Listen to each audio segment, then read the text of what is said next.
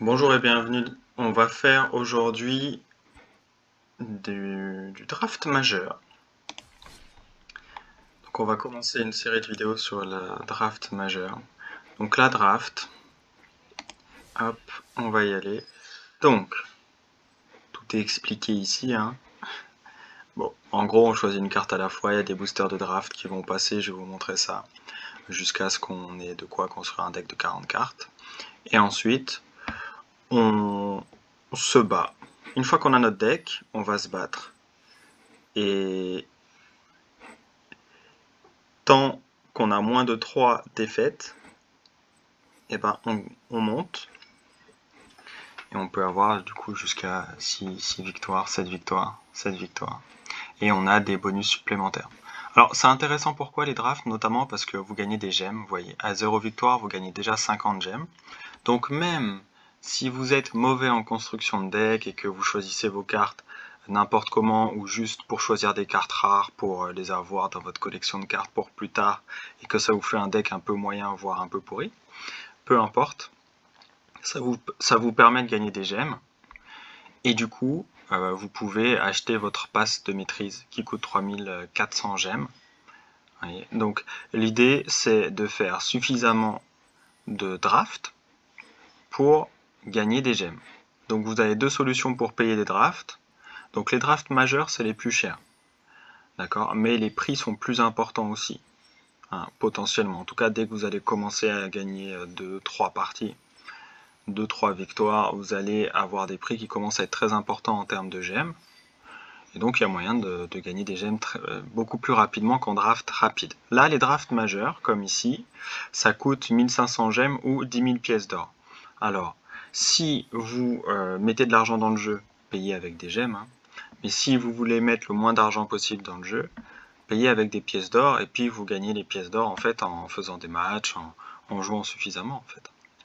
Voilà, en ayant des récompenses quotidiennes et autres. Donc là, on va payer 10 000 et on va partir sur la draft majeure. Hop. Donc la file d'attente. On attend les autres joueurs.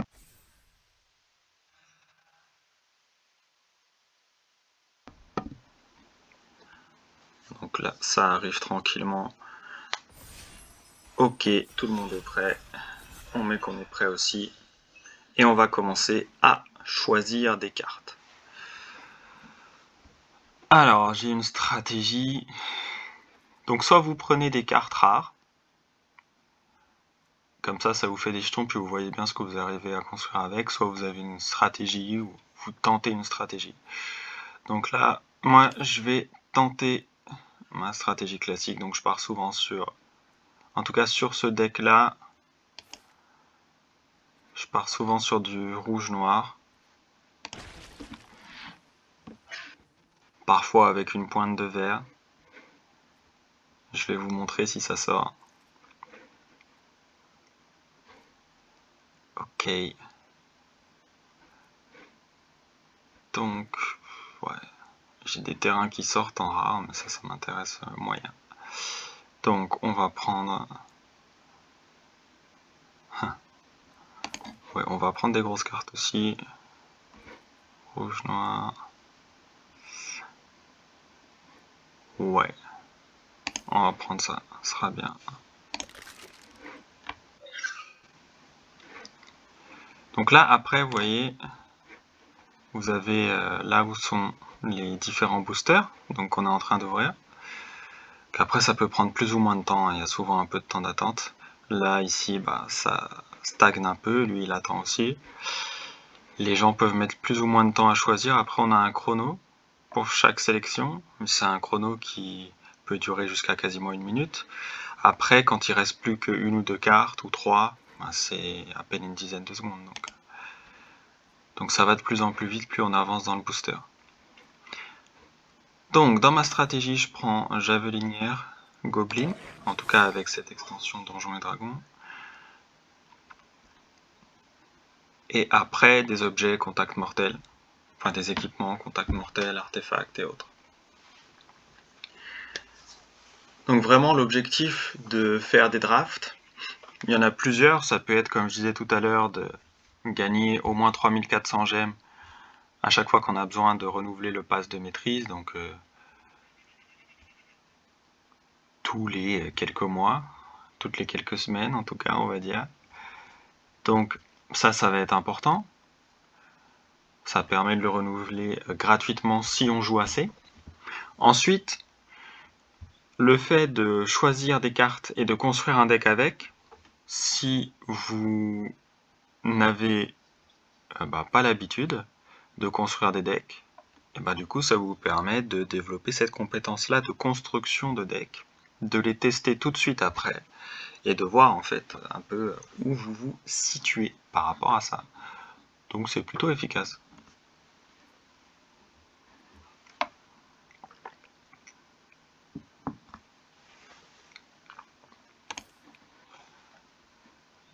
Il y a... ouais.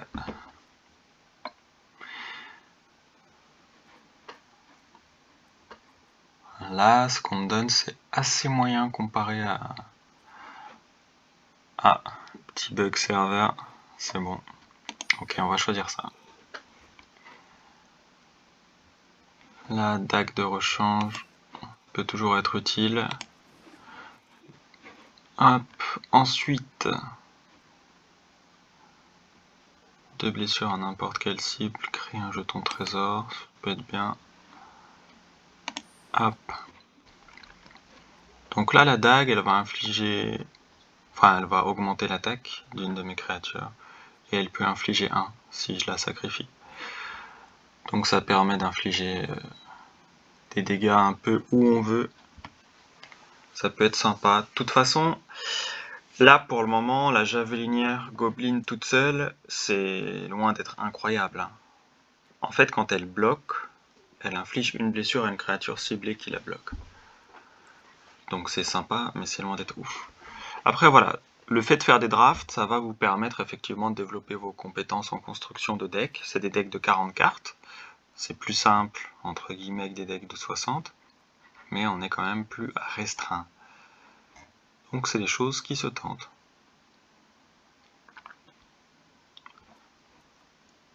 Ouais, qu'est-ce qu'on va prendre là?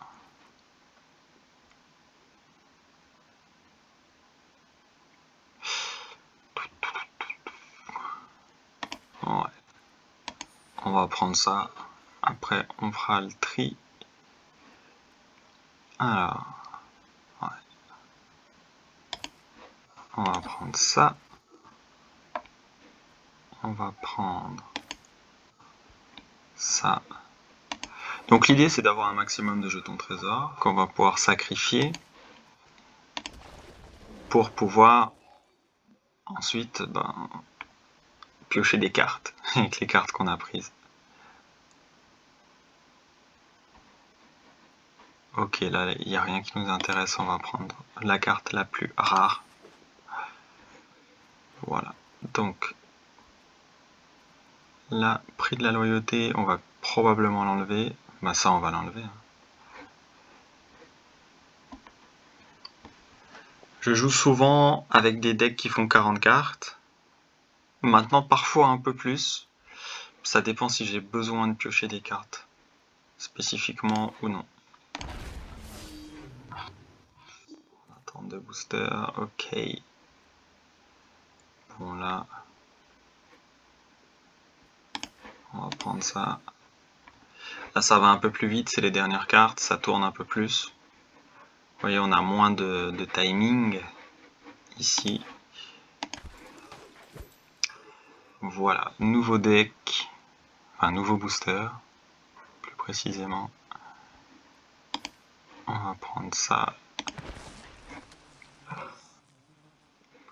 Là ça peut être plus ou moins long, hein, encore une fois.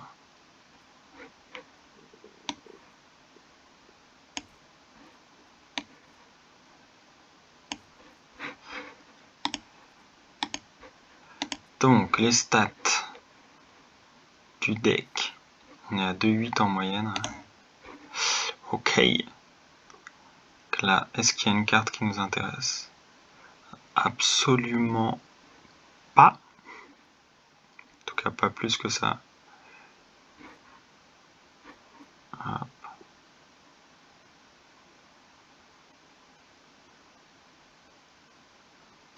Ok, on va prendre ça. Alors, ça c'est... Ouais, on va prendre la javelinière, hein. Il y en a une, on la prend. Ah, j'ai failli passer à côté. Ça arrive aussi, il faut rester concentré, c'est important. Même quand les gens y mettent 3 plombs à jouer. Donc les stats du deck. Beaucoup de créatures, très peu du reste. Bon, il y a des créatures qu'on va enlever, mais l'idée c'est vraiment d'avoir de quoi poser. Les créatures, c'est extrêmement important dans la plupart des extensions, dans la plupart des drafts. C'est ce qui vous permet d'avoir le temps de poser votre ou vos stratégies. Et vous êtes limité en termes de stratégie possible. Les autres aussi. Donc il faut mieux jouer que les autres. Il faut mieux optimiser ses limites que les autres. C'est l'idée. Alors, une javelinière encore, on va la prendre.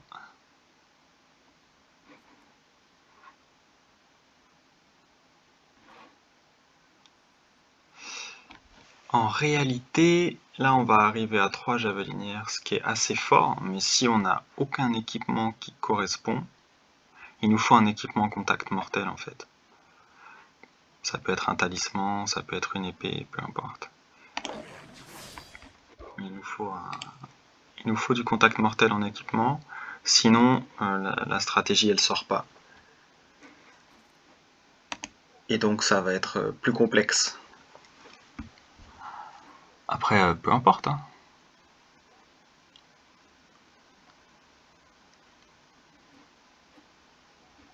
Alors on va prendre ça. Ou on va prendre ça. Ouais, on va prendre de quoi taper un peu l'œil.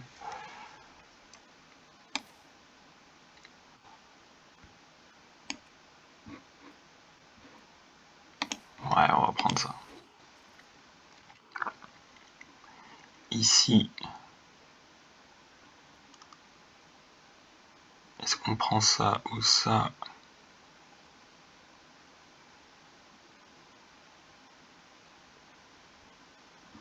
Ok, pour le moment, on va construire encore des basiques. On verra plus tard pour ça. Là, ça m'intéresse pas. Ah, quoique... Ça dépend ce qui tombe en fait. C'est toujours pareil. Ok, ici, on va prendre ça.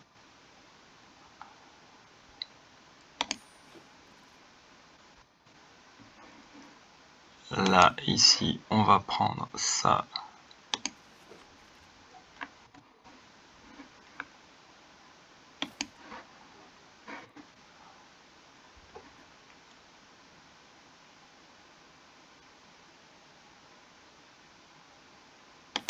On va peut-être prendre ça.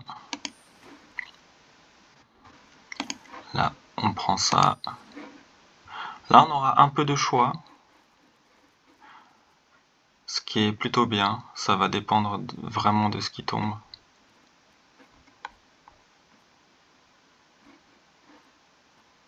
Ça va permettre de voir un peu, de s'adapter. Outil de voleur, ça c'est fort. C'est fort dans mon deck. En gros, ça permet de créer un jeton trésor quand ça arrive. Et surtout, les créatures qui ont moins de 3 en force, ou qui ont une force égale à 3, peuvent pas être bloquées. Donc ça c'est top. Typiquement, la javelinière. Si j'ai rien d'autre, ça peut être ça. Ou alors la voleuse. Ce qui me permet de créer un trésor en fait à chaque fois qu'elle attaque. Donc je peux très bien garder les 2 voleuses. Potentiellement ça peut être bien. Alors là, il y a ça qui est intéressant. Il y a ça qui est intéressant.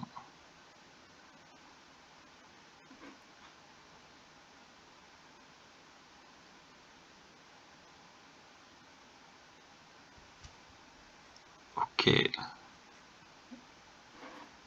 Alors là,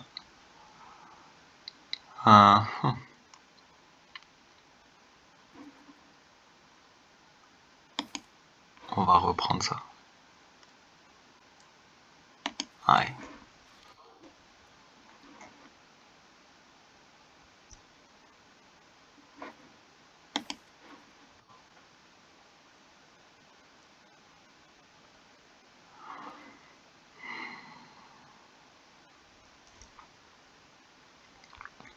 Donc là,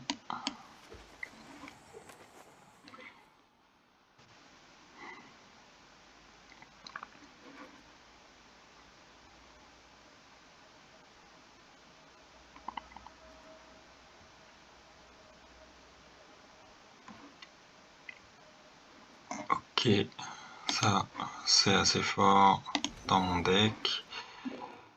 Alors,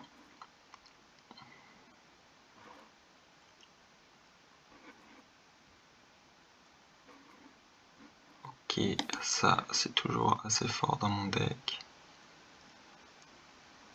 Bon, là, on part sur une autre strat. Peut-être qu'on va toucher des cartes qui nous intéressent quand même, et les strats sont complémentaires. Là, on a des choses qui sont plutôt fortes. Vous voyez, la voleuse avec l'outil du voleur, c'est fort. Et l'ogresse, elle fait 3, donc inférieur ou égal à 3 en termes de force. Ça permet de créer plein de jetons, d'infliger 3 aussi à chaque fois. Donc c'est plutôt fort.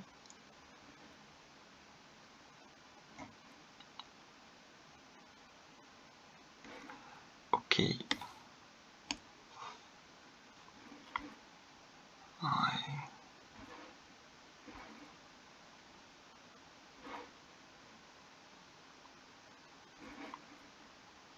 Ouais, on va prendre ça.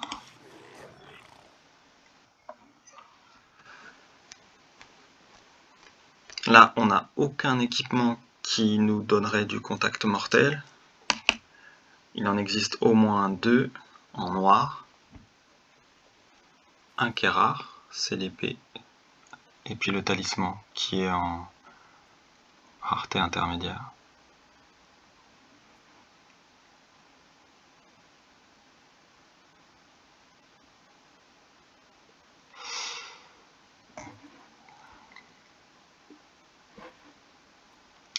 Ouais, on va prendre ça. Hein.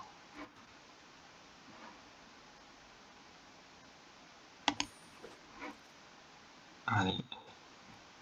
Là, on prend un outil du voleur. Ouais, on va partir sur cette strat là. Elle sort. Elle au moins elle sort. Donc c'est plutôt bien. Hop. Une créature, un trésor, piocher une carte. Ça c'est fort.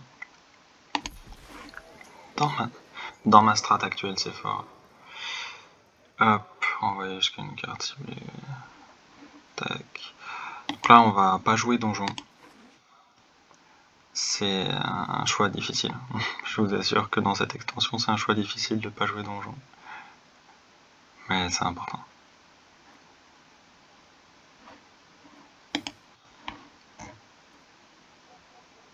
Hop. Là, on s'en fiche. Là. Pareil, on s'en fiche un peu.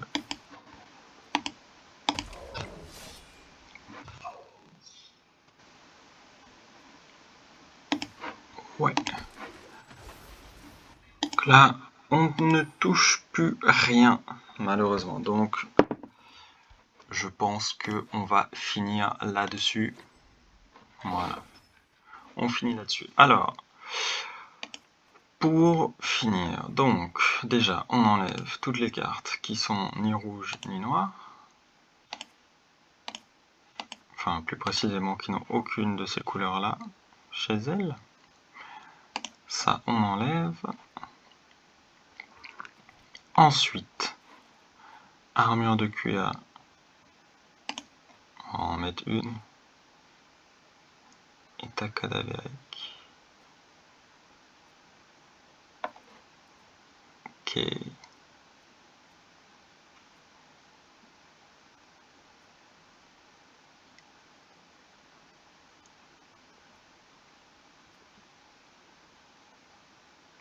Prix de la loyauté, on va l'enlever.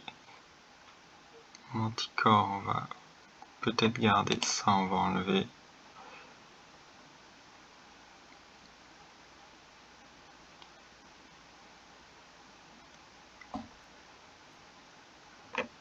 Alors ça, on va en garder un.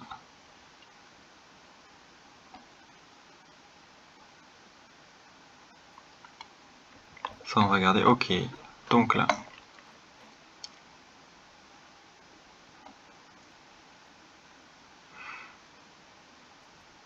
on va la jouer comment? Donc, piocher 2 cartes.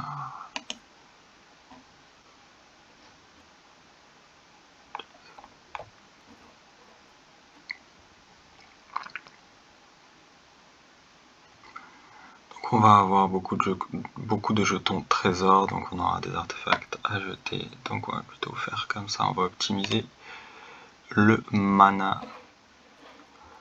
Hop, est-ce que là on est bien ok? Armure de cuir, en vrai, ça va pas changer grand chose. Javelinière 2, ça devrait suffire. Dague, on a aucun contact mortel. Ça c'est embêtant d'ailleurs. Après, ça peut jouer avec ça. Ouais, ça synergise avec ça. Donc, on va en prendre qu'une. Ça, on va en prendre qu'une. Javelinière. On va en prendre une au cas où quand même. Alors là, est-ce qu'on est satisfait de ce qu'on a? Après, on fait des choix. Hein. Donc là, on part sur une strat pour cette draft-là, où le but c'est d'avoir un maximum de créatures qui font 3 maximum en force. Comme ça, on peut leur équiper ça et elles passent. Et si possible, des créatures avec effet. Voilà, donc là, on crée des trésors. Bon, lui, il a célérité, il passe. Bon, c'est un truc de bourrin.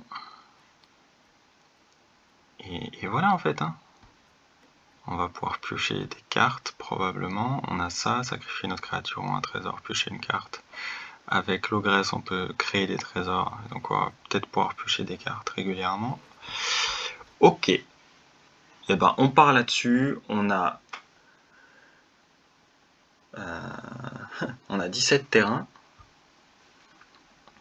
Et c'est parti, bah, je vous dis à très vite pour le prochain épisode où on va faire nos premières parties. Ciao, ciao!